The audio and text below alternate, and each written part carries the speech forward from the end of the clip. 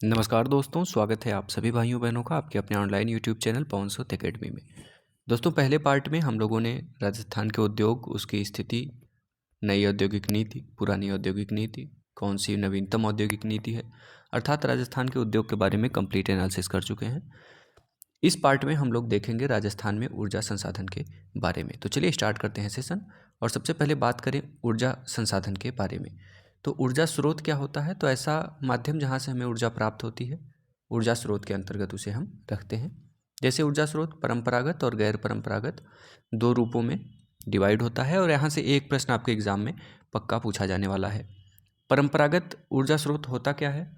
तो जिसका प्रयोग पहले से होता आ रहा है, जैसे परमाणु ऊर्जा, तापीय ऊर्जा। भाई जाहिर सी बात है, ईंधन के रूप में हम लोग परमाणु ऊर्जा का इस्तेमाल कर सकते हैं। तापीय ऊर्जा के लिए कोयला आवश्यक है, अर्थात यहाँ पे आप लिख सकते हैं ईंधन, कोयला, पेट्रोलियम, ये सभी क्या हैं? तो ये सभी हमारे परंपरागत हैं। जल ऊर्जा पे थोड़ा सा आपको विवाद हो सकता है। यहाँ इस परिप्रेक्ष्य में लिखा गया है कि जल भी सीमित होता है। वैसे जल जो है वो गैर परंपरागत में आता है। परंपरागत को हम ये भी कह सकते हैं कि जिसका प्रयोग पहले से होता आ रहा है उसे हम क्या कहते हैं? परंपरागत कहते हैं। जैसे पेट्रोलियम, ईंधन, कोयला, अर्थात परंपरागत ऊर्जा स्रोत जिसका भंडार सीमित होता है और एक दिन यह पूरा समाप्त हो जाता है। ठीक है, तो उसे हम कहते हैं परंपरागत ऊर्जा। इसका अन्य नाम भी होता है, जैसे परंपरागत को ही सीमित ऊर्जा स्रोत कहते हैं, अनवीकरणीय ऊर्जा स्रोत भी कहा जाता है। ठीक है ना। गैर परंपरागत मतलब जिसका उपयोग पहले नहीं होता था, अब ऊर्जा के रूप में होने लगा है। जैसे पवन ऊर्जा, सौर ऊर्जा, बायोमास, भूतापीय, ज्वारीय ऊर्जा। तो पहले इन सब का प्रयोग नहीं होता था। ठीक है, लेकिन वर्तमान में क्या है कि वर्तमान में इनका उपयोग होने लगा, और ये इनका भंडार जो गैर परंपरागत हैं असीमित होता है, अर्थात ये कालांतर से चली आ रही हैं और निरंतर चलती रहेंगी। इसका अन्य नाम होता है नवीकरणीय ऊर्जा। जो गैर परंपरागत है हमारा, इसे नवीकरणीय ऊर्जा भी कहते हैं, गैर परंपरागत को। ठीक है, और असीमित ऊर्जा भी इसे कहा जाता है। जबकि परंपरागत को क्या कहा जाता है? जिसका उपयोग हम पहले से करते आ रहे हैं, तो इसे हम क्या कहते हैं? अनवीकरणीय। अर्थात कोयला खत्म हो जाएगा तो वो दोबारा नहीं मिलेगा, ईंधन खत्म होगा तो दोबारा नहीं मिलेगा, पेट्रोलियम खत्म होगा तो दोबारा उसे हम बना नहीं पाएंगे। वो प्रोसेस के द्वारा बनता है, हजारों करोड़ों साल से दबी हुई चीज़ें जो पेट्रोलियम रूप में परिणित होती हैं, तो वो स्वतः से ही बनता है। तो इसे अनवीकरणीय कहते हैं परंपरागत वाले को। इसमें मुख्य रूप से आप याद रखिएगा जो आपके एग्जाम में आ जाता है, ईंधन को ले लीजिए, कोयले को ले लीजिए और पेट्रोल को ले लीजिए। ठीक है, तो ये परंपरागत अनवीकरणीय ऊर्जा के स्रोत भी होते हैं। ठीक है ना, अर्थात इनका जो माध्यम है वो सीमित है, ये थोड़ी ही संख्या में पाए जाते हैं। गैर परंपरागत जिनका प्रयोग अब हम करने लगे हैं, पवन ऊर्जा, सौर ऊर्जा, इन्हें क्या कहते हैं? नवीकरणीय ऊर्जा स्रोत भी कहा जाता है। बात करेंगे स्थिति के बारे में। तो राज्य स्थापना के समय कुल ऊर्जा का उत्पादन कितना था? सबसे बड़ी बात है कि जब हमारे राजस्थान राज्य का स्थापना हुआ तो उस समय कुल ऊर्जा का उत्पादन कितना था? तो 13.27 मेगावाट था। वर्तमान में राज्य में कुल ऊर्जा का उत्पादन कितना हो रहा है? तो 23,321.40 मेगावाट। कितना हो रहा है? तो 23,321.40 मेगावाट ऊर्जा का उत्पादन राजस्थान में किया जा रहा है। लेकिन जब स्थापना हुई थी तो उस समय कितना उत्पादन कर रहे थे? 13.27 मेगावाट। ठीक है भाई, 13.27 और 23,321, तो बहुत अंतर आ जाता है ना। तो कुल ऊर्जा उत्पादन में सौर ऊर्जा उत्पादन कितना हो रहा है? तो 9,228.7 मेगावाट, और जो पवन ऊर्जा है वो 4338 मेगावाट पवन ऊर्जा का उत्पादन हो रहा है इन 23,321.4 मेगावाट में। ठीक है ना। तो याद रखिएगा, बात करें राज्य के 43,201 आबाद गांव का पूर्णतः विद्युतीकरण किया जा चुका है। राज्य के कितने गांवों का पूर्णतः विद्युतीकरण किया जा चुका है? तो हमारे राजस्थान राज्य के 43,201 गांवों का विद्युतीकरण किया जा चुका है। बात करें कितने घरों में विद्युत हम लोग पहुंचा दिए हैं, तो 93.88 लाख घरों में से 92.14 लाख घरों का विद्युतीकरण किया जा चुका है। अर्थात 93.88 लाख घर में से 92.14 लाख घर में हम लोग विद्युत को सफलतापूर्वक पहुंचा चुके हैं। बात करें विद्युत विकास हेतु संगठन की, तो राजस्थान राज्य विद्युत मंडल मुख्यालय कहाँ है? जयपुर। स्थापना हुई 1 जुलाई 1957 को। ठीक है, कब हुई थी? 1 जुलाई 1957 को। राजस्थान राज्य विद्युत मंडल जयपुर की स्थापना 1 जुलाई 1957 को की गई थी। 1991 में सरकार द्वारा विद्युत क्षेत्र में निजी निवेश को प्रोत्साहित किया गया था। सरकार द्वारा विद्युत क्षेत्र में निजी निवेश को कब प्रोत्साहित किया गया? तो 1991 में। 1998 में केंद्र सरकार द्वारा राज्य विद्युत नियामक आयोग का गठन किया गया। राज्य विद्युत नियामक आयोग का गठन किसके द्वारा किया जाता है या किया गया था? तो केंद्र सरकार के द्वारा। कब किया गया था? तो 1998 में किया गया था। 91 में निजी निवेश को प्रोत्साहित करते हैं और 98 में केंद्र सरकार के द्वारा राज्य विद्युत नियामक आयोग का गठन कर दिया जाता है। 2 जनवरी 2020 में राजस्थान राज्य विद्युत नियामक आयोग का गठन किया गया। पूछ ले कि राज्य विद्युत नियामक आयोग का गठन कब हुआ था? तो 1998 में हुआ था। पूछ ले राजस्थान राज्य विद्युत नियामक आयोग का गठन कब हुआ था? तो 2 जनवरी 2000 में राजस्थान राज्य विद्युत नियामक आयोग का गठन किया गया था। आगे बात करें, राज्य सरकार द्वारा राजस्थान राज्य विद्युत सुधार अधिनियम कब लाया गया था? तो राज्य सरकार द्वारा राजस्थान राज्य विद्युत सुधार अधिनियम 1999 में लाया गया था, जिसे लागू कब किया गया? जून 2000 में लागू किया गया। तो इम्पॉर्टेंट इसे स्टार कर लीजिएगा कि राजस्थान राज्य विद्युत सुधार अधिनियम कब आया? 1999 में आया। राजस्थान राज्य विद्युत सुधार अधिनियम 1999 में आया। लागू कब हुआ? जून 2000 में लागू किया गया। अधिनियम के द्वारा राज्य में विद्युत सुधार हेतु, ठीक है, 19 जुलाई 2000 को 5 विद्युत कंपनियों का गठन किया गया था। 5 विद्युत कंपनियों का गठन कब किया गया? जो राजस्थान राज्य विद्युत सुधार अधिनियम था इसके द्वारा, तो 19 जुलाई 2000 को। बात करते हैं 19 जुलाई 2000 के बारे में। ठीक है, 1 इकाई उत्पादन के लिए थी, 1 इकाई प्रसारण के लिए थी, 3 इकाई जो थी वो वितरण के लिए थी। अर्थात विद्युत का उत्पादन करने वाली 1 इकाई थी, वो इकाई का नाम क्या था? राजस्थान राज्य विद्युत उत्पादन निगम। ठीक है, कहाँ पे मुख्यालय? जयपुर में। प्रसारण विद्युत प्रसारण निगम लिमिटेड। ठीक है, इसका कार्य था प्रसारण लाइन और विद्युत सब स्टेशन की स्थापना करना। 3 इकाई थी वितरण के लिए। कौन कौन सी वो 3 इकाइयाँ थी? 19 जुलाई 2000 को जो 5 कंपनी की गई, उसमें 3 इकाई कहाँ कहाँ थी? जयपुर, अजमेर और जोधपुर में। जयपुर में जयपुर विद्युत वितरण निगम लिमिटेड, अजमेर में 11 जिले में विद्युत आपूर्ति होती थी, अजमेर विद्युत वितरण निगम लिमिटेड। जोधपुर में जोधपुर विद्युत वितरण निगम लिमिटेड। ये 10 जिलों में विद्युत आपूर्ति करता था। 19 जुलाई 2000 में ये जो 5 इकाई बैठी, तो कौन कौन सी? उत्पादन के लिए 1 इकाई, प्रसारण के लिए 1 इकाई, वितरण के लिए 3 इकाई। कहाँ कहाँ? अजमेर, जयपुर, जोधपुर। ठीक है, जयपुर के द्वारा 12 जिले में, अजमेर के द्वारा 11 जिले में, जोधपुर के द्वारा 10 जिले में विद्युत की आपूर्ति की जाती थी। ठीक है, बात करें हम लोग राजस्थान ऊर्जा विकास निगम लिमिटेड की। राजस्थान ऊर्जा विकास निगम लिमिटेड की स्थापना कब हुई थी? तो 4 दिसंबर 2015 में। थोक में विद्युत का क्रय विक्रय करना, अल्प मध्य एवं दीर्घकालीन समय के आधार पर सस्ती दर पर विद्युत उपलब्ध कराना, ये हमारे राजस्थान ऊर्जा विकास निगम लिमिटेड 4 दिसंबर 2015 का मुख्य कार्य था। बात करें power finance and financial services की। इसकी स्थापना 14 अक्टूबर 2015 में हुई। आरबीआई द्वारा इसे एनबीएफसी का दर्जा दिया गया था। ठीक है ना। विद्युत कंपनियों के अधिशेष को जमा करना, विद्युत कंपनियों को बाजार दरों से कम दर पर ऋण सुविधा उपलब्ध कराना। ठीक है ना।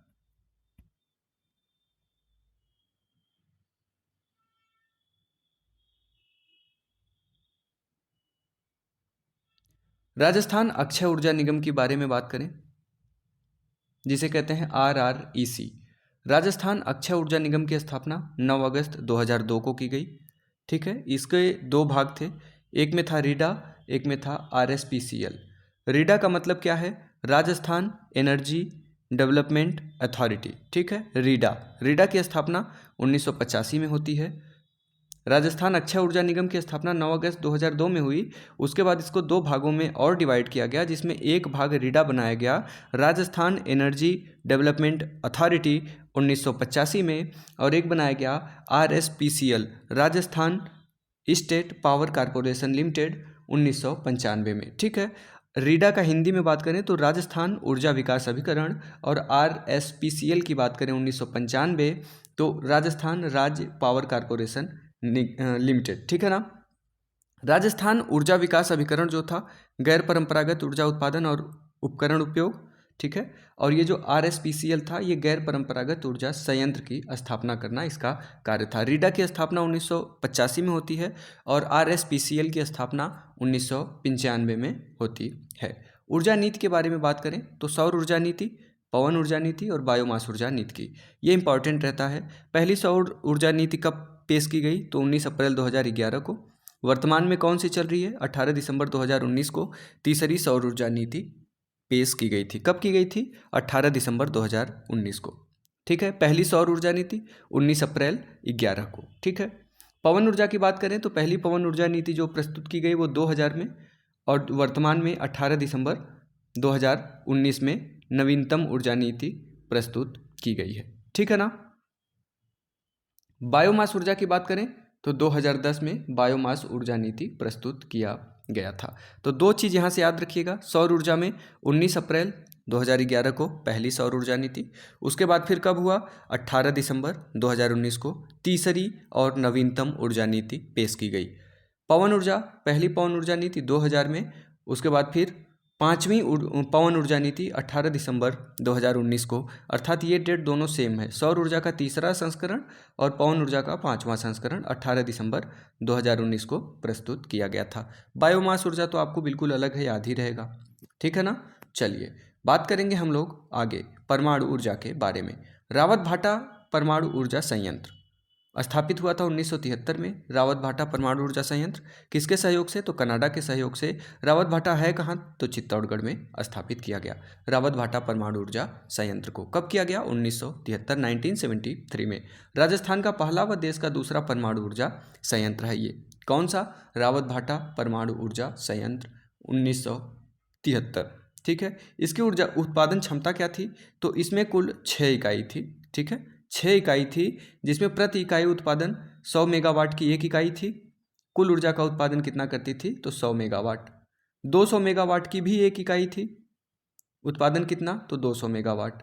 220 मेगावाट की 4 इकाई थी और उत्पादन कितना, 880 मेगावाट। तो इस प्रकार से 4 तो 6 इकाइयाँ थी किसकी, रावत भाटा परमाणु ऊर्जा की, और ये कितना उत्पादन करता था, तो 1180 मेगावाट विद्युत का उत्पादन करता था। कौन करता था, रावत भाटा परमाणु ऊर्जा संयंत्र 1973 वाला, ठीक है। इसमें 2 प्रस्तावित हैं यहाँ पे, 700 मेगावाट की 2 इकाई अभी प्रस्तावित है, उनसे कितना होगा, तो 1400 मेगावाट का उत्पादन होगा रावत भाटा परमाणु ऊर्जा संयंत्र के द्वारा। कब स्थापित हुआ था, तो 1973 में स्थापित हुआ था। बात करते हैं राज्य में दूसरा प्रस्तावित परमाणु ऊर्जा संयंत्र कौन सा है, तो माही बांसवाड़ा में दूसरा प्रस्तावित परमाणु ऊर्जा संयंत्र है। इसकी ऊर्जा क्षमता कितनी है, तो इसमें 700 मेगावाट के 4 इकाई हैं, अर्थात 2800 मेगावाट का यहाँ पे उत्पादन होगा। अभी हुआ नहीं है, अभी ये प्रस्तावित है, ठीक है। कहाँ पे, तो माही बांसवाड़ा में दूसरी वाली। तापीय ऊर्जा की बात करें तो कोयला आधारित और गैस आधारित ऊर्जा संयंत्र, ठीक है। चलते हैं और बात करते हैं कोटा कोयला आधारित सुपर थर्मल पावर प्लांट। जो कोटा कोयला आधारित सुपर थर्मल पावर प्लांट है, स्थापना कब हुई थी, तो 1983 में हुई। यह राज्य का प्रथम कोयला आधारित तापीय ऊर्जा संयंत्र था। पूछ लेगा कि राज्य का अर्थात राजस्थान का प्रथम कोयला आधारित तापीय ऊर्जा संयंत्र कौन सा, तो कोटा कोयला आधारित सुपर थर्मल पावर प्लांट, स्थापना हुई 1983 में। इसमें कुल 7 इकाइयाँ कार्यरत हैं वर्तमान में, जिसमें 110 मेगावाट की 2 इकाई है, जिनसे कुल उत्पादन 220 मेगावाट। 210 मेगावाट की 3 इकाई है कोटा वाले में, कोयला आधारित सुपर थर्मल पावर में, और 195 मेगावाट की 2 इकाई है ठीक है। तो इनसे कुल ऊर्जा का उत्पादन कितना हो रहा है, तो 1240 मेगावाट ऊर्जा का उत्पादन हो रहा है। अतः पूछ ले कि कोयला आधारित सुपर थर्मल पावर प्लांट जो कोटा में है, 1983 में इसकी स्थापना हुई, वहाँ से कितना उत्पादन किया जा रहा है, तो याद रखिएगा 1240 मेगावाट। ये भी प्रश्न बन जाता है कि 110 मेगावाट की कितनी इकाई है, तो 2 इकाई है। 210 मेगावाट की कितनी इकाई है, तो 3 इकाई है। 195 मेगावाट की कितनी है, तो 2 इकाई है। कुल उत्पादन कितना है, 1240 मेगावाट। 200 मेगावाट और उससे अधिक ऊर्जा का उत्पादन करने वाले को हम क्या कहते हैं, सुपर थर्मल पावर कहते हैं। 500 मेगावाट और उससे अधिक ऊर्जा का उत्पादन करने वाले को क्रिटिकल इकाई कहते हैं। अर्थात पूछ ले कि जो कोटा का हमारा कोयला आधारित तापीय ऊर्जा संयंत्र है, जो 1983 में स्थापित हुआ, कब स्थापित हुआ, तो 1983 में स्थापित हुआ, इसमें कितने इकाई जो हैं वो सुपर थर्मल पावर की हैं। तो याद रखिएगा, जब भी 200 से ऊपर 200 मेगावाट से या उससे ऊपर अगर ऊर्जा का उत्पादन हो रहा है तो वो सुपर थर्मल पावर में आता है। 500 मेगावाट और उससे ऊपर कर रहा है तो क्रिटिकल इकाई के रूप में आएगा, ठीक है ना। तो याद रखिएगा। बात करते हैं Suratgarh super thermal power plant की, ठीक है। 1998 गंगानगर में इसकी स्थापना हुई, लोकार्पण हुआ 1999 में, ठीक है। यह राज्य का प्रथम सुपर थर्मल पावर प्लांट था। बहुत महत्वपूर्ण है कि राज्य का प्रथम सुपर थर्मल पावर प्लांट कौन सा, तो याद रखिएगा Suratgarh super thermal power plant 1998 Ganganagar. इसकी ऊर्जा क्षमता कितनी है, तो 250 मेगावाट के 6 यूनिट हैं और 660 मेगावाट के 2 यूनिट हैं, अर्थात क्रिटिकल इकाई है। अभी हमने कहा 500 या 500 से अधिक मेगावाट का उत्पादन करने वाली इकाई को क्या कहते हैं, क्रिटिकल इकाई कहते हैं, ठीक है। तो जो Suratgarh super thermal power plant है, इसमें कितनी क्रिटिकल इकाई है, तो 2 क्रिटिकल इकाई है, ठीक है। और कितनी थर्मल इकाई है, तो 6 थर्मल इकाई है, ठीक ना। क्लियर हुआ। 500 या उससे अधिक करेगा तभी क्रिटिकल इकाई में आएगा, और 6 इसमें हमारी सुपर थर्मल पावर है और 2 इकाई ऐसी है जो क्रिटिकल इकाई है। अर्थात कुल उत्पादन कितना कर रहा है, 2820। Suratgarh super thermal power plant 1998, ठीक है। राज्य का प्रथम सुपर थर्मल पावर प्लांट कौन सा है, तो सूरतगढ़, ठीक है। बात करेंगे Kali Sindh super thermal power plant के बारे में। स्थापना 2008 में होती है, कहाँ होती है, तो झालावाड़ में इसकी स्थापना की जाती है, Kali Sindh super thermal power plant की। ऊर्जा क्षमता कितनी है, याद रख लीजिए, यहाँ पे 2 इकाई है 600 मेगावाट की, तो किस में आएगा, क्रिटिकल इकाई में। काली सिंध सुपर थर्मल पावर में क्रिटिकल इकाई कितनी है, तो 2 है, जिनसे कुल कितना उत्पादन होता है, तो 1200 मेगावाट। प्रस्तावित कितनी है, 2 हैं, कितने वाट की, तो 660 मेगावाट की। प्रस्तावित कौन सी है, 1 इकाई है, 800 मेगावाट की, ठीक है। तो 800 मेगावाट यहाँ से उत्पादन होगा। प्रस्तावित है कि 2022-23 में ये प्रस्तावित किया गया है, अर्थात नवीनतम प्रस्तावित कितनी इकाइयाँ हैं Kali Sindh super thermal power plant Jhalawar में, तो 1 है नवीनतम, बाकी 2 तो प्रस्तावित हैं, अभी वो बनेंगी, जब बनेंगी तब देखा जाएगा। लेकिन ये रख लीजिए कि Kali Sindh super thermal power plant में कितनी क्रिटिकल इकाइयाँ हैं, तो 2 क्रिटिकल इकाई है, जिससे प्रत्येक से 600 मेगावाट अर्थात 1200 मेगावाट का उत्पादन कार्य हो रहा है। आगे बात करेंगे Chhabra super thermal power plant, कहाँ पे है, 12 में है, स्थापित हुआ 2005 में, ठीक है। तो इसमें 250 मेगावाट की 4 इकाई है, जिनसे 1000 मेगावाट, 660 मेगावाट की 2 इकाई है, जिससे 1320 मेगावाट उत्पादन हो रहा है। अर्थात कुल कितना हो जाएगा, 2320 मेगावाट का उत्पादन इनके द्वारा किया जा रहा है वर्तमान में। किसके द्वारा, Chhabra super thermal power plant 12 के द्वारा।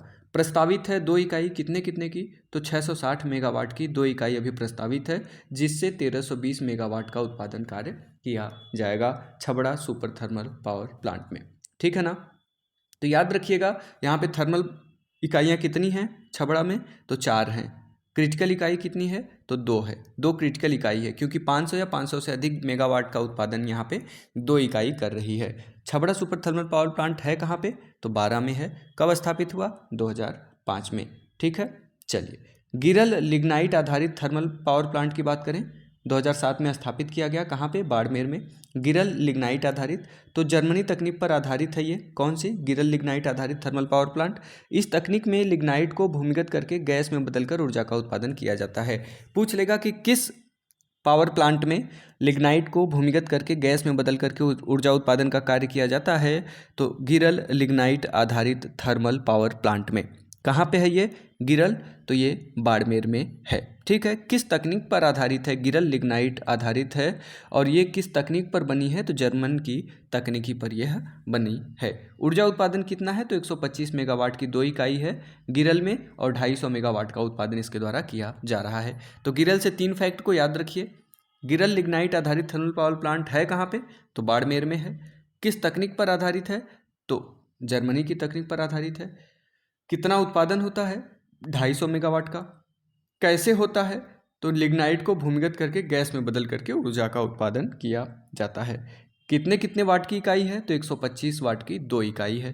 तो टोटल 250 मेगावाट का उत्पादन होता है गिरल के द्वारा। बरसिंगसर लिग्नाइट आधारित थर्मल पावर प्लांट की बात करें, बरसिंगसर कहाँ है, तो बीकानेर में है। ऊर्जा क्षमता कितनी है, तो 125 की 2 यहाँ भी है, अर्थात 250 मेगावाट। 2022-23 में बीकानेर के गुड़ा में लिग्नाइट कोयला आधारित 125 मेगावाट की 1 इकाई स्थापित किया जाना प्रस्तावित है। जब होगा तब पूछ लेगा कि 2022-23 में बीकानेर के गुड़ा में लिग्नाइट कोयला आधारित 1 इकाई स्थापित करने की योजना है या प्रस्तावित है, जो कितने वाट की है, तो 125 मेगावाट की है। तो बरसिंगसर लिग्नाइट आधारित थर्मल पावर प्लांट कहाँ पे है, तो बीकानेर में है। ठीक है ना। चलिए, गैस आधारित तापीय ऊर्जा संयंत्र के बारे में पढ़ें। कहाँ पे है, तो गैस आधारित तापीय ऊर्जा संयंत्र बारा में है। 1989-90 के दरमियान इसे चालू किया गया। केंद्र सरकार के उपक्रम एनटीपीसी द्वारा स्थापित है। बहुत महत्वपूर्ण है कि गैस आधारित तापीय ऊर्जा संयंत्र कौन सा है जो केंद्र सरकार के उपक्रम एनटीपीसी द्वारा स्थापित है, तो कहाँ का, बारा का।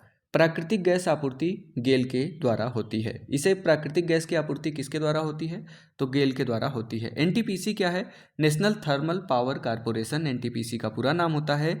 गेल का है gas authority of India limited. तो कभी कभी एनटीपीसी और गेल का पूरा नाम आ जाता है। तो national thermal power corporation NTPC है, और गेल का मतलब है gas authority of India limited.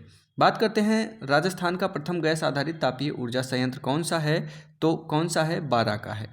ठीक है ना। ऊर्जा क्षमता कितनी है, तो 89 वाट की मेगावाट की 3 इकाई है, और 153 मेगावाट की 1 इकाई है। कुल 420 मेगावाट का उत्पादन किया जाता है बारा के द्वारा। ठीक है ना।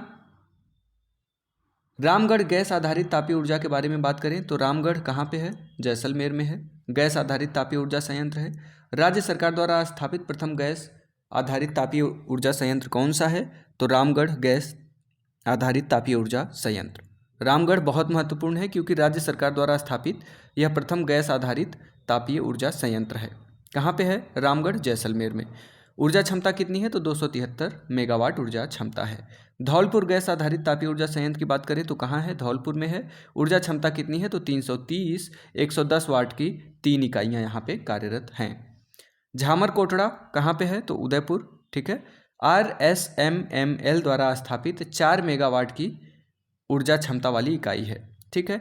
RSMML का मतलब क्या है, Rajasthan state mineral mine limited. Rajasthan state mineral mine limited के द्वारा कौन सा ऊर्जा संयंत्र हमारा स्थापित किया गया, तो झामर कोटड़ा। कहाँ पे, उदयपुर में। कैसा है, गैस आधारित है। ठीक है।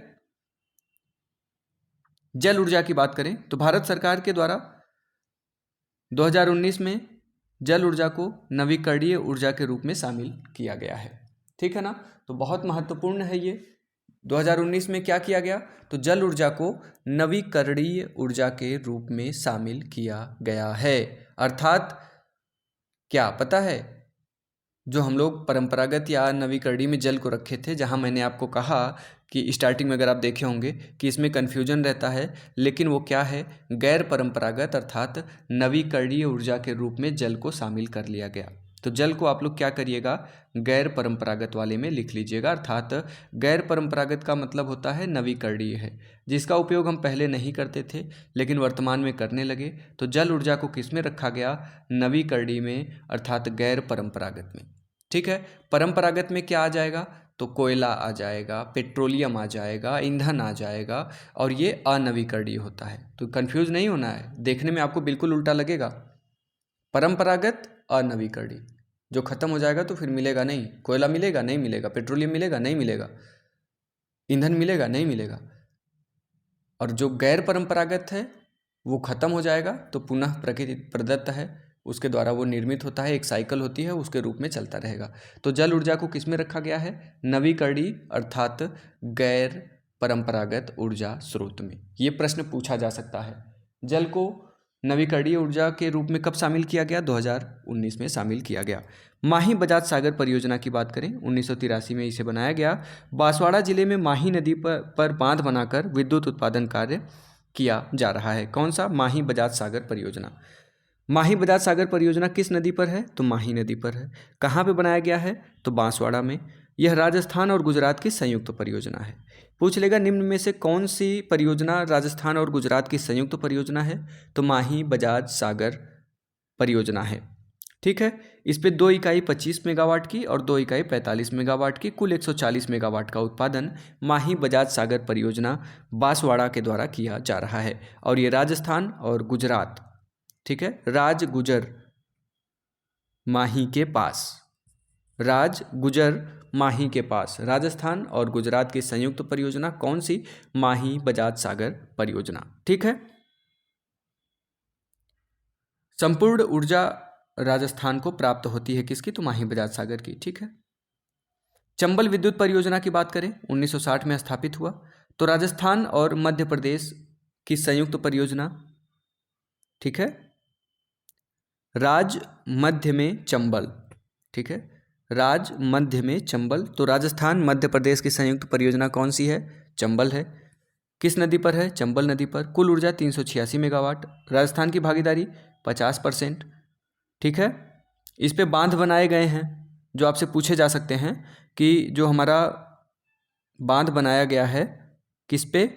चंबल विद्युत परियोजना जो है चंबल नदी पर, इसमें कितने बांध बनाए गए? तो याद रखिएगा, कोटा बैराज जो केवल सिंचाई के लिए कार्य है, जवाहर सागर 99 मेगावाट कोटा में है ये, राणा प्रताप सागर चित्तौड़गढ़ में है 172 मेगावाट, गांधी सागर मध्य प्रदेश में है 115 मेगावाट का उत्पादन इनके द्वारा किया जाता है। ठीक है ना। आगे बात करेंगे भाखड़ा नांगल परियोजना, या इसे भाखड़ा नांगल परियोजना भी कहते हैं। पंजाब हरियाणा राजस्थान की संयुक्त परियोजना कौन सी है? भाखड़ा नांगल परियोजना। पंजाब राज्य में सतलज नदी पर बांध बनाकर विद्युत उत्पादन कार्य किया जा रहा है। ठीक है। कहाँ पे? तो पंजाब में। भाखड़ा नांगल बांध परियोजना किस नदी पर स्थित है? तो सतलज नदी पर स्थित है। किन किन किन राज्यों की सहयोग है उसमें?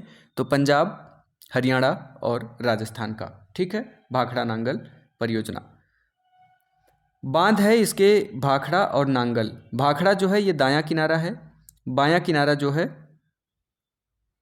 भाखड़ा को हम लोग बाएं और दाएं किनारे में विभाजित कर लेते हैं। दाएं और बाएं दोनों किनारों से क्या होता है? ऊर्जा का उत्पादन। और ये नांगल जो है ये कोटड़ा और गंगूवाल को 2 भागों में विभाजित किया गया है। तो कोटड़ा और गंगूवाल दोनों ऊर्जा का उत्पादन कर रहे हैं। तो याद रखिएगा ये बांध है कौन सा? भाखड़ा एक और नांगल अलग है। ठीक है। भाखड़ा नांगल परियोजना तो है लेकिन अलग अलग है। ठीक है, याद रखिएगा। कुल ऊर्जा 1480 मेगावाट है। राजस्थान की भागीदारी कितनी है? तो 15.22% है भाखड़ा नांगल परियोजना में राजस्थान की हिस्सेदारी। ब्यास विद्युत परियोजना की बात करें, ब्यास नदी पर हिमाचल प्रदेश में बांध बनाकर विद्युत उत्पादन कार्य किया जा रहा है। ब्यास विद्युत परियोजना के अंतर्गत पंजाब, हरियाणा और राजस्थान की संयुक्त परियोजना ये भी है। तो याद रखिएगा कौन कौन सी है? पंजाब, हरियाणा और राजस्थान की संयुक्त परियोजना। तो एक हमने पढ़ा है इधर भाखड़ा नांगल परियोजना पंजाब, हरियाणा और राजस्थान की संयुक्त परियोजना के रूप में। और किस पे बना है? तो भाखड़ा नांगल सतलज नदी पे बना है। और दूसरा जो हमारा आता है ब्यास विद्युत परियोजना, ये भी हमारी पंजाब, हरियाणा और राजस्थान की संयुक्त परियोजना है। तो भाखड़ा नांगल और ब्यास विद्युत परियोजना ये दोनों हमारे 3 राज्य कहाँ कहाँ पे? तो पंजाब, हरियाणा और राजस्थान की संयुक्त परियोजनाएं हैं। ठीक है। जो भाखड़ा नांगल बना वो सतलज नदी पर, और जो ब्यास विद्युत परियोजना है ये बनी है ब्यास नदी पर। ठीक है। इसमें बांध है, इसके 2 भाग हैं, पंडोह और पोंग। पंडोह जो है ये देहर नहर पे इससे निकाली गई है, और जो पोंग है ये 396 मेगावाट के उत्पादन का कार्य कर रही है। ठीक है। और जो देहर नहर है इसमें 990 मेगावाट। राज्य की भागीदारी 20% है पंडोह पे। पोंग पे कितनी है? तो 58.5% की भागीदारी है। ठीक है। चलिए सौर ऊर्जा के बारे में बात करें, बहुत महत्वपूर्ण है। सौर ऊर्जा अर्थात सोलर एनर्जी 6 से 7 किलोवाट प्रतिदिन प्रति मीटर स्क्वायर सौर ऊर्जा का उत्पादन की संभावना है। कहाँ पे? हमारे राज्य में। हमारे राज्य राजस्थान में कितने सौर ऊर्जा उत्पादन की संभावना है? तो 6 से 7 किलोवाट, ठीक है ना, मेगावाट नहीं, अभी किलोवाट में आ गए। 6 से 7 किलोवाट प्रतिदिन प्रति मीटर स्क्वायर हम लोग सौर ऊर्जा का उपयोग करके ऊर्जा को उत्पादित कर सकते हैं। 142 गीगावाट प्रति वर्ष सौर ऊर्जा का उत्पादन हमारे यहाँ संभव है। 142 गीगावाट, ठीक है। वर्तमान में सौर ऊर्जा उत्पादन 9228.7 मेगावाट हमारे यहाँ हो रहा है। वर्तमान में सौर ऊर्जा का उत्पादन कितना है? तो 9228.70 मेगावाट। राज्य का देश में उत्पादन एवं संभावना में कौन सा स्थान है? तो प्रथम स्थान है। सर्वाधिक जो अभी सौर ऊर्जा का उत्पादन हो रहा है वो राजस्थान में ही हो रहा है। वर्ष में 325 दिन सौर ऊर्जा उत्पादित करना हमारे राजस्थान में संभव है। सर्वाधिक सौर ऊर्जा उत्पादन जोधपुर में होता है, ठीक है। कहाँ पे? तो जोधपुर में होता है। पीपीपी मॉडल आधारित राज्य में सौर ऊर्जा उत्पादन हेतु कंपनी कौन कौन सी हैं उनके बारे में हम बात करेंगे। पीपी का मतलब है पब्लिक प्राइवेट पार्टनरशिप, अर्थात प्राइवेट सेक्टर की कौन कौन सी कंपनियां हैं जो सौर ऊर्जा उत्पादन हेतु कार्य कर रही हैं, तो उसको हम लोग देखते हैं। राजस्थान सौर ऊर्जा कंपनी लिमिटेड ऑफ राजस्थान, ठीक है, आईएल और एफएस। एक्सेल सौर ऊर्जा company limited Rajasthan, Excel power plus राज्य सरकार, ये आईएल और एफएस की सहायता से चलाई जा रही हैं। Adani renewable energy company limited Rajasthan, Adani और राज्य सरकार के मध्य से चलाया जा रहा है। तो याद रखिएगा, राजस्थान सौर ऊर्जा company limited of Rajasthan IL और एफएस के सहयोग से, अर्थात इनकी भागीदारी से। एक्सेल सौर ऊर्जा कंपनी लिमिटेड ऑफ राजस्थान, तो एक्सेल पावर और राज्य सरकार के द्वारा। Adani renewable energy company limited of Rajasthan, तो अडानी और राजस्थान सरकार का सहयोग से, अर्थात मिलीभगत से, भागीदारी से चलाया जा रहा है। आईएल का मतलब यहाँ पे क्या है? तो इंफ्रास्ट्रक्चर लीजिंग, ये निजी कंपनी है, और एफएस का मतलब है फाइनेंस सर्विस, ये सरकारी है। ये दोनों मिल करके राजस्थान में क्या कर रही हैं? तो सौर ऊर्जा कंपनी लिमिटेड ऑफ राजस्थान के रूप में कार्य कर रही हैं, PPP public private partnership model पर, ठीक है। तो यहाँ पे याद रखिएगा, आईएल का मतलब क्या है? इंफ्रास्ट्रक्चर लीजिंग, और एफएस क्या है? तो एफएस का मतलब है फाइनेंस सर्विस, ठीक है ना। एक्सेल सौर ऊर्जा company limited of Rajasthan, Excel power और राज्य सरकार के सहयोग से। Adani renewable energy company limited of Rajasthan, तो अडानी और राज्य सरकार के द्वारा, ठीक है ना। चलिए बात करेंगे 2010 में सोलर पार्क हेतु क्लिंटन फाउंडेशन और राज्य सरकार के मध्य समझौता हुआ था।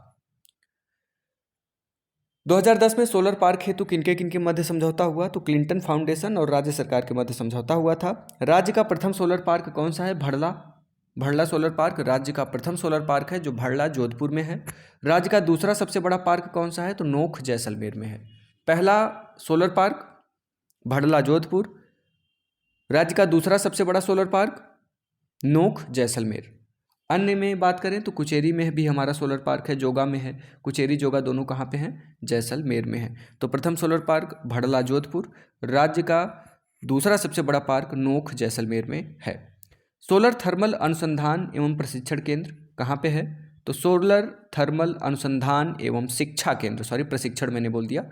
सोलर थर्मल अनुसंधान एवं शिक्षा केंद्र कहाँ पे है? तो आईआईटी जोधपुर।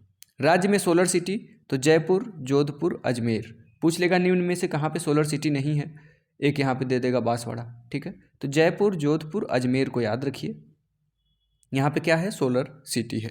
सीज के बारे में बात करें, सीज क्या है? तो solar energy enterprising zone.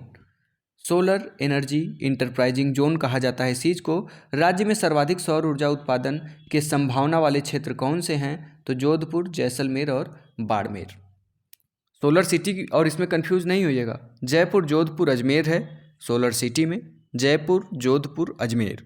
Seize में क्या है? Solar energy enterprising zone. तो इसके अंतर्गत राज्य में सर्वाधिक ऊर्जा उत्पादन के संभावना वाले क्षेत्र जोधपुर, जैसलमेर और बाड़मेर है, ठीक है ना। उदयपुर फतेह सागर झील के किनारे राज्य की प्रथम सोलर वेधशाला कहाँ पे स्थापित की गई? ठीक है, तो याद रखिएगा उदयपुर में, कहाँ पे? फतेह सागर झील के किनारे राज्य की प्रथम सोलर वेधशाला उदयपुर, ठीक है। फतेह सागर झील कहाँ है? तो उदयपुर में है और यहीं पर राज्य की प्रथम सोलर वेधशाला स्थापित की गई। राज्य में दूसरी प्रस्तावित सोलर वेधशाला कहाँ पे है? तो जोधपुर में है। अभी है नहीं, अभी केवल उदयपुर में है, याद रखिएगा। फतेह सागर झील के किनारे राज्य की प्रथम सोलर वेधशाला। दूसरी वाली जो प्रस्तावित है वो जोधपुर में है। पूर्णतः सौर ऊर्जा से संचालित राज्य का प्रथम गांव कौन सा है? तो लुम्बासर है, जो टोटल वहाँ पे सौर ऊर्जा के द्वारा ही वो संचालित होता है, अर्थात वहाँ पे बिजली से कोई काम नहीं होता, टोटल सौर ऊर्जा को विद्युत ऊर्जा के रूप में कन्वर्ट किया जाता है। ठीक है ना? तो पूछा जा सकता है कि राज्य में सौर ऊर्जा से संचालित प्रथम गांव कौन सा है जो पूर्णतः सौर ऊर्जा से संचालित हो रहा है? तो लुम्बासर बीकानेर है। ठीक है, लुम्बासर गांव को तो बिल्कुल नहीं, लुम्बा लंबा हो गया सूर्य को लेकर के। ठीक है, तो सौर ऊर्जा से संचालित गांव कौन सा है? तो लुम्बासर है। कहाँ है? बीकानेर में। बात करते हैं राज्य में प्रथम नहर पर स्थापित सौर ऊर्जा संयंत्र। कौन सा ऐसा सौर ऊर्जा संयंत्र है जहां पर नहरों के ऊपर स्थापित किया गया है? तो मैनावली हनुमानगढ़ में नहरों के ऊपर सौर ऊर्जा संयंत्र को स्थापित किया गया है। मैनावली हनुमानगढ़। ठीक है ना, मैनाल वली है ना, मैनावली, तो नाव कहाँ चलेगी? नहरों पर। तो नहर पर स्थापित सौर ऊर्जा संयंत्र कौन सा है? मैनावली हनुमानगढ़। ठीक है। मस्ट की बात करें तो मल्टी एप्लीकेशन सोलर टेलीस्कोप है। मस्त मल्टी एप्लीकेशन सोलर टेलीस्कोप। ठीक है, कहाँ पे है? मस्त उदयपुर वाले मस्ती में। ठीक है ना, तो मल्टी एप्लीकेशन सोलर टेलीस्कोप देश की प्रथम सोलर दूरबीन। ठीक है, कौन सी है? तो मस्त है, देश की प्रथम सोलर दूरबीन। राजस्थान में सौर ऊर्जा उत्पादन हेतु समझौतों के बारे में बात करें तो IL और FS के मध्य 5000 मेगावाट का समझौता, Excel power 5000 megawatt, Reliance 6000 megawatt, Adani 10,000 megawatt. ठीक है, सर्वाधिक सौर ऊर्जा उत्पादन हेतु किसके साथ समझौता किया गया है? तो अडानी के साथ। दूसरे नंबर पे रिलायंस के साथ 6000 मेगावाट का। एक्सेल पावर और ILFS के बीच 5-5 हज़ार का समझौता हुआ है। फिर भी लोग कहते हैं सरकार पूंजीपतियों की है। पूंजीपति आपके देश की अर्थव्यवस्था को लेकर के चल रहा है। यहाँ भी देखिए, राज्य में जब सौर ऊर्जा का उत्पादन होगा उससे समझौता किया है, तो अडानी ने कहा कि हम 10,000 मेगावाट का उत्पादन करेंगे आपके साथ मिलके। अब बताइए सरकार क्यों न झुके उनके साथ? तो हमें बहुत कुछ सीखने की ज़रूरत है। मुंह खोल के ये नहीं बोल देने का है कि ये सरकार गलत कर रही है, वो सरकार गलत कर रही है, पूंजीपति हैं, ये हैं, वो हैं। भाई ठीक है, पूंजीपति हैं, मैं मान रहा हूँ, लेकिन पूंजीपति उतना दे भी तो रहे हैं देश को। आप सीधा यहाँ पे उदाहरण देख सकते हैं, इंफ्रास्ट्रक्चर लीजिंग और फाइनेंशियल सर्विस के बीच में कितना हो रहा है? 5,000 का। एक्सेल पावर और राज्य सरकार के बीच में 5,000 का समझौता है। रिलायंस से 6,000 का है, अंबानी वाले से। अडानी कह रहा है कि हम भैया आपके साथ मिल करके कितना कर देंगे? तो 10,000 मेगावाट का उत्पादन कर देंगे। और ये महत्वपूर्ण भी है, सर्वाधिक वाला अडानी। अल्ट्रा सोलर पार्क के बारे में बात करें, 2016 में समझौता होता है। सांभर क्षेत्र में 400 मेगावाट की सौर ऊर्जा उत्पादन हेतु केंद्र सरकार के 6 उपक्रमों के मध्य समझौता होता है। ये 6 कौन है? 400 मेगावाट 6 उपक्रम, ये जरूर याद रखिएगा। अल्ट्रा सोलर पार्क समझौते में 400 मेगावाट का उत्पादन है, जिसके लिए 6 उपक्रम समझौता करते हैं। पहला है रील, जिसे कहते हैं राजस्थान इलेक्ट्रिकल इंस्ट्रूमेंटेशन लिमिटेड। दूसरा है भेल, Bharat heavy electrical limited. PGCIL, power grid corporation of India limited. Power grid corporation of India limited, Bharat heavy electrical limited, Rajasthan electrical instrumentation limited, sambar salt limited, solar energy limited और Sutlej power के मध्य 6 उपक्रम हैं। इनके मध्य समझौता होता है कि सांभर क्षेत्र में हम कितना करेंगे? तो 400 मेगावाट सौर ऊर्जा का उत्पादन करेंगे। किस समझौते के तहत? तो अल्ट्रा सोलर पार्क समझौते के तहत। अल्ट्रा सोलर पार्क समझौता हुआ कब? तो 2016 में हुआ था। राज्य का प्रथम निजी सौर ऊर्जा संयंत्र कौन सा है? खिंवसर नागौर में है। राज्य का प्रथम निजी सौर ऊर्जा संयंत्र अर्थात प्रथम प्राइवेट सौर ऊर्जा संयंत्र कौन सा है? तो खिंवसर नागौर वाला है। ठीक है, पवन ऊर्जा के बारे में अब हम बात करते हैं। पवन ऊर्जा अगर हम पूछें तो कैसी ऊर्जा है? आप सभी लोग तुरंत तत्काल जवाब देंगे कि गैर परंपरागत है। गैर परंपरागत क्यों है? क्योंकि पहले हम इसका उपयोग नहीं करते थे और ये अब उपयोग कर रहे हैं। क्या है गैर परंपरागत में? तो ये भी कह सकते हैं ये नवीकरणीय है, अर्थात ये पुनः बनती रहती है। ठीक है, पुनः प्राप्त होता रहता है। ठीक है, असीमित ऊर्जा स्रोत के नाम से भी हम इसे जानते हैं। गैर परंपरागत, नवीकरणीय, पवन ऊर्जा। ठीक है, सौर ऊर्जा की संभावना कितनी है हमारे यहाँ? सॉरी यहाँ पवन ऊर्जा होगा। पवन ऊर्जा की संभावना कितनी है? 1,27,750 मेगावाट उत्पादन की क्षमता है। संभावना के आधार पर देश में स्थान कौन सा है? तो 7वां स्थान है। राज्य में पवन ऊर्जा उत्पादन 4,338 मेगावाट हो रहा है।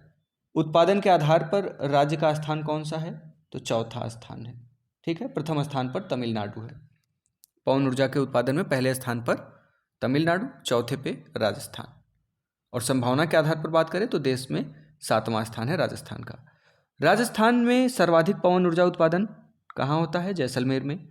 राज्य में प्रथम पवन ऊर्जा संयंत्र की स्थापना अमर सागर जैसलमेर में।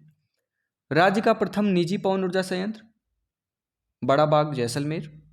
राज्य का सबसे बड़ा पवन ऊर्जा संयंत्र जैसलमेर, सुलजोन कंपनी के द्वारा स्थापित है सबसे बड़ा पवन ऊर्जा संयंत्र। भारतीय रेलवे के द्वारा स्थापित प्रथम पवन ऊर्जा संयंत्र कोड़ियासर जैसलमेर। ठीक है, तो याद रखिएगा, यहाँ पे कन्फ्यूजन नहीं होना चाहिए आपको। क्या किसमें किसमें बताइए। तो पहला ये जो हमारा प्रथम निजी सौर ऊर्जा संयंत्र कहाँ पे है? तो सूर्य के द्वारा उत्पादित होने वाला सौर ऊर्जा संयंत्र खिंवसर नागौर में है पहला। और वहीं अगर पवन ऊर्जा की बात करें तो पहला पवन ऊर्जा संयंत्र जो है वो कहाँ पे है निजी? तो बड़ा बाग जैसलमेर में। सबसे बड़ा पवन ऊर्जा संयंत्र जैसलमेर सुलजोन कंपनी के द्वारा बनाया गया है। भारतीय रेलवे के द्वारा स्थापित पवन ऊर्जा संयंत्र कौन सा है? कोड़ियासर जैसलमेर। ठीक है, ये रेलवे के द्वारा स्थापित किया गया है। Indian institute of tropical metallurgy के बारे में बात करें, Indian institute of tropical metallurgy, इसे कहेंगे IITM, Indian institute of tropical metallurgy. राज्य में सर्वाधिक पवन ऊर्जा उत्पादन की संभावना वाले 26 स्थलों को चिन्हित किया। पूछ लेगा राज्य में सर्वाधिक पवन ऊर्जा उत्पादन संभावना वाले 26 स्थलों को चिन्हित किसने किया? तो Indian institute of tropical metallurgy ने किया था, जिसमें से प्रमुख हैं जैसलमेर, मोहनगढ़ जैसलमेर में ही है, जैसलमेर तो पहले स्थान पे है, मोहनगढ़ जैसलमेर। हर्ष पर्वत कहाँ है? सीकर में। हर्ष की पहाड़ी कहाँ है? सीकर में। देवगढ़ कहाँ है? प्रतापगढ़। जसवंतगढ़ कहाँ है? उदयपुर। धमौत्तर कहाँ है? प्रतापगढ़ में। फालौदी कहाँ है? जोधपुर में। खंडोल कहाँ है? बाड़मेर में। ये कुछ प्रमुख स्थान हैं जिन्हें किसके द्वारा? तो Indian institute of tropical metallurgy के द्वारा चिन्हित किया गया है। ठीक है ना। बायोमास ऊर्जा के बारे में बात करें तो कच्चा माल क्या चाहिए होता है बायोमास के लिए? सरसों की तूड़ी, चावल की भूसी, जूली फ्लोरा, जिसे विदेशी बबूल भी कहते हैं। ठीक है, राज्य में कुल बायोमास संयंत्र कितने हैं? 13 हैं। ऊर्जा उत्पादन क्षमता कितनी है इनकी? तो 120.45 मेगावाट। 11 संयंत्र जो हैं ये 92.45 मेगावाट देते हैं। 2 संयंत्र इसमें बंद हैं जिनसे 28 मेगावाट का उत्पादन होता था। तो कुल बायोमास संयंत्र कितने? 13। उत्पादन कार्य कितना हो रहा है? 120.45, लेकिन इनमें से 2 बंद हो गए हैं जो 28 मेगावाट का उत्पादन करते थे। ठीक है ना। राज्य में प्रस्तावित बायोमास संयंत्र की संख्या कितनी है? तो 6 है। ऊर्जा क्षमता कितनी है? तो 66.7 मेगावाट है। राज्य में प्रथम बायोमास संयंत्र कौन सा है? तो नानी सीकर में। ठीक है, नानी सीकर में बैठी हैं, तो प्रथम बायोमास संयंत्र है ये। भारतीय रेलवे के द्वारा राज्य में प्रस्तावित बायोमास संयंत्र जयपुर जंक्शन। ठीक है, ये रेलवे के द्वारा प्रस्तावित है कि हम बायोमास संयंत्र स्थापित करेंगे। कहाँ पे? जयपुर जंक्शन पे। ठीक है ना। तो ये रहा कुछ हमारा इंपॉर्टेंट फैक्ट हमारे राजस्थान के ऊर्जा संसाधन से संबंधित, और इससे बाहर एक भी प्रश्न आपका नहीं आएगा अगर आप इसको कंप्लीटली देख लेते हैं वीडियो को। और एक बार में नहीं क्लियर होता है तो 2 बार देखिए, 100% आपको कहीं और से पढ़ने की ज़रूरत नहीं पड़ेगी। मिलते हैं भाइयों नेक्स्ट सेशन में, तब तक के लिए हंसते रहिए, मुस्कुराते रहिए, पढ़ते रहिए पवन सुत एकेडमी। राष्ट्रहित में शिक्षा। जय हिंद, वंदे मातरम।